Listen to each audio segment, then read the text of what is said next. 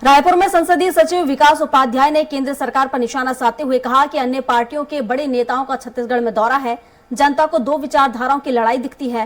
पहला, केंद्र में जिसकी सरकार है और दूसरा, राज्य में जिसकी सरकार है। केंद्र की सरकार महंगाई से जनता को लूटने का काम कर रही है। वहीं विकास उपाध्याय ने अमित शाह के दौरे पर कहा कि भाजपा के आला नेता इस बात को जान चुके हैं, जिनके हाथों में सत्ता थी वे जनता का विश्वास खो चुके हैं। वहीं भाजपा नेताओं के बयान गंगा जल लेकर झूठ बोलती है कांग्रेस पर विकास उपाध्याय ने कहा, भाजपा तो गंगा जल पर जीएसटी लगा रही है, गंगा जल लेकर झूठ बोलने का काम बीजेपी कर रही है। उन्होंने 15 लाख रुपए और रोजगार देने का वादा किया था।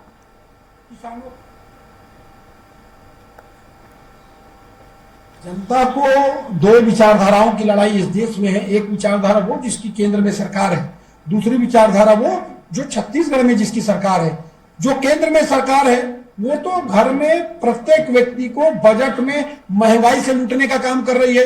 रसोई गैस, पेट्रोल, डीजल, खाने का तेल, अन्य खाद्य पदार्थ, हर चीज को महंगे करने का काम कर रही है। दूसरी तरफ छत्तीसगढ़ की कांग्रेस की सरकार घर में लोगों को बजट, उनका जो मंथली बजट है उसमें फायदा पहुंचाने का काम कर रही है। मैं समझता हूं बिजली बिल हाफ योजना, किसानों के समर्थन मूल्य बोनस और राजीव गांधी न्याय योजना के माध्यम से, अलग अलग योजना के माध्यम से छत्तीसगढ़ की कांग्रेस की सरकार ने 1,80,000 करोड़ रुपया इस प्रदेश के विभिन्न अकाउंटों में डालने का काम किया। आखिर वो पैसे से लोगों ने रोजगार बढ़ाया, उनको काम मिला।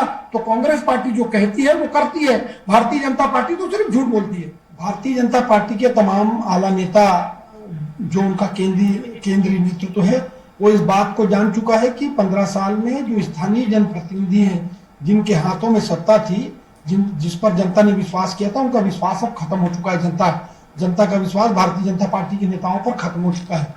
इसलिए भारतीय जनता पार्टी का केंद्रीय नेतृत्व यहाँ बार बार, कभी अमित शाह जी रातों में आया करते हैं और दिन में चले जाते हैं। लेकिन अब क्योंकि चुनावी महीना है, समझता हूं मैं 34 दिन खाली चुनाव को बच गए, भारतीय जनता पार्टी झूठ बोलने का काम करने वाली है।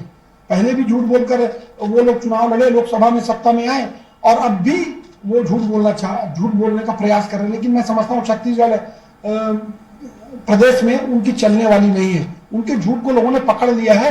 अब वो जो विश्वास उन लोगों ने खो दिया वो वापिस आने वाला नहीं है।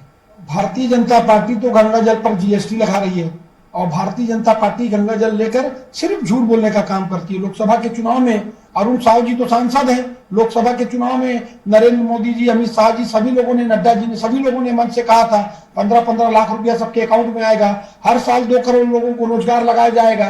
तो ऐसी स्थिति तो दिखी नहीं। तो भारतीय जनता पार्टी खाली चुनाव में लोगों के इमोशनल इश्यूज पर हाथ रखना चाहती है। इस देश के लोग सनातन धर्म को मानते हैं, पूजा पाठ में अपनी आस्था रखते हैं, तो उनको कैसे उससे जोड़ने का प्रयास करने का काम करना है। चुनाव के समय वो भारतीय जनता पार्टी को याद आता है। लेकिन मैं समझता हूं कि अरुण साहू जी भी आकर देख लिए, वो भी यहाँ घूम के देख लिए, इसके पहले कितने प्रदेश अध्यक्ष बने उन लोगों ने भी घूम कर देख लिया। भारतीय जनता पार्टी को कुछ हासिल होने वाला इस प्रदेश में है नहीं।